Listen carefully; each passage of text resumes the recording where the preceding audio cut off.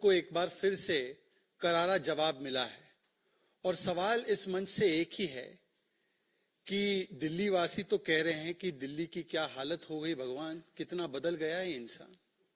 इसी रामलीला में मैदान में हमने प्रत्यक्ष देखा है कि किस प्रकार से सियासी धर्मांतरण इतने छोटे अवधि में किसी का अगर हुआ है तो स्वराज से शराब तक, अन्ना से लालू तक, झाड़ू से दारू तक और इस्तीफा मांगने वालों से इस्तीफा नहीं दूंगा तक। आज इस्तीफा कब सौंपेंगे अरविंद केजरीवाल? क्योंकि यही थे ना Arvind Kejriwal, constitutional legal position छोड़ दीजिए, मोरालिटी के आधार पर किसी पर आरोप लगता था, केवल आरोप लगता था, तो इसी रामलीला मैदान में जहां पर शाजिया जी हुआ करती थी वहां पर ये लोग रोज नारे लगाते थे कि भाई अगर इस्तीफा देना है तो अभी दे दीजिए एक्यूजेशन लगने पर। और लालू जी का मांगा, सोनिया जी का मांगा, राहुल जी का मांगा, अखिलेश जी का मांगा, सबका मांगा। आज उन्हीं राहुल जी, लालू जी, सोनिया जी, तेजस्वी जी के साथ खड़े होकर कह रहे हैं कि मैं इस्तीफा नहीं दूंगा। तो कितना बदल गया है इंसान। इंडिया अगेंस्ट करप्शन से शुरू किया था, आज जस्टिफिकेशन ऑफ करप्शन पे आ गए। भ्रष्टाचार हटाओ से शुरू किया था, आज भ्रष्टाचार बचाओ पर आ गए। और देखिए, आज 2-3 विषयों पर मैं बोलना चाहता हूं।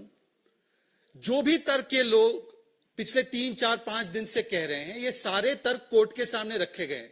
High court, supreme court, lower court, सब जगह तर्क रखे गए हैं। कोर्ट से राहत नहीं मिल रही है इनको।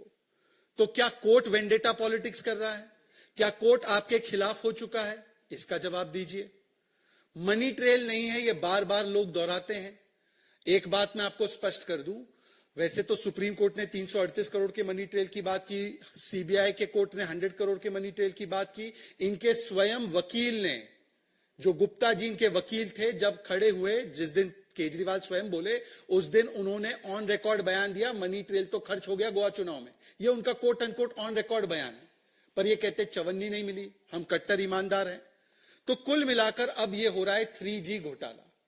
3G घोटाला क्या है? पहले शराब में घोटाला किया, उसके बाद सरकार जो जेल से चला रहे हैं वो घोटालेबाजी वाले ऑर्डर से चला रहे हैं। आज तक वो सीएमओ के ऑर्डर पर एक स्पष्ट जवाब नहीं आया है कि वो ऑर्डर जारी हुआ कैसे, किया किसने, किसने वहां पर सूचना दी सीएमओ को, कौन सा लिखित आदेश पारित हुआ, किस कोर्ट के आदेश से वो आदेश गया, कोई जवाब नहीं। और तीसरा है कि अब वो घोटालेबाजों की सहायता लेकर अपने घोटालों पर पर्दा डालना चाहते हैं। पर आज स्पष्ट तरीके से हम कुछ सवाल पूछना चाहते हैं, और वो सवाल ये है कि पहले तो अगर आप मुख्यमंत्री रहकर जेल से सरकार चला सकते हैं तो भाई मनीष सिसोदिया ने क्या गुनाह और पाप किया था? उनका इस्तीफा तुरंत ले लिया। सत्येंद्र जैन का भी इस्तीफा ले लिया। अपने लिए अलग स्टैंडर्ड रखते हैं, और इनका इस्तीफा क्यों ले लिया? तो अब क्या है कि मीडिया में चल रहा है कि अब वो दूसरे कुछ अपने साथियों पर ब्लेम डालने की कोशिश कर रहे हैं। तो क्या तय कर दिया गया है कि अपने आप को किसी भी कीमत पर बचाना है तो दूसरों की बलि दी जाए? क्या ऐसा है? ये मैं नहीं कह रहा हूं, ना मैं कह सकता हूं, पर ये बातें चल रही है। दूसरी बात, आप देखिए ट्रेंड क्या है। कल कैलाश गहलोत जी को शायद समन किया गया था, वो गए। तो कैलाश गहलोत जी कल या परसों गए तो उन्होंने ब्लेम डाला आतिशी पर। आतिशी से जब प्रेस कॉन्फ्रेंस में पूछा गया तो उन्होंने ब्लेम डाला सौरभ जी पर। और अब आ रहा है कि केजरीवाल जी ने जिस पर भी ब्लेम डाला है कि विजय नायर इनका बॉय था, हमारा बॉय था ही नहीं। तो अब आप देख लीजिए कि किस प्रकार से काम समाप्त हो जाता है। तो बड़े से बड़े अन्ना जी हो या अपने आज के साथी हो, उनके साथ क्या किया जाता है। तीसरा सवाल यह है कि शराब घोटाले के जो मूल सवाल है उस पर कब जवाब देने के लिए आम आदमी पार्टी के मंत्री प्रेस कॉन्फ्रेंस करेंगे? ये 2.5% से 12% कमीशन कैसे हुई? कौन सी कमीशन की रिपोर्ट में लिखा गया था? इसी को तो बदला और इसके एवज में घूस ली ना। ये ब्लैक लिस्टेड कंपनी कैसे आई? ब्लैक लिस्टेड कंपनी आई, उन पे कार्रवाई नहीं, इसी के एवज में तो आपने घोटाला किया ना। आपने कोविड के कालखंड में जब त्राहिमाम और रसोइयां खाली थी, ऑक्सीजन के लिए लोग त्राहिमाम कर रहे थे, तब आपने शराब घोटालेबाजों की जेबें भरी और शीश महल बनाया। प्राथमिकता देखिए, नो पाठशाला, नो भोजनशाला, ओनली मधुशाला, यह आपकी प्राथमिकता थी, और इस पे जवाब नहीं देंगे। और आखिरी सवाल है कि अगर इसमें कोई घोटाला हुआ ही नहीं तो आज तक कोर्ट भी आपको राहत नहीं दे रहा। आप नई पॉलिसी से पुरानी पॉलिसी पर चले गए, और आप ही की बीएफएफ BFF हमारी लैंग्वेज में, क्योंकि मैं मिलेनियल हूं थोड़ा सा, तो मैं बोलता हूं बेस्ट फ्रेंड फॉर एवर, जो दिल्ली में बने हैं। हालांकि पंजाब में फ्रेंड्स विद बेनिफिट्स है।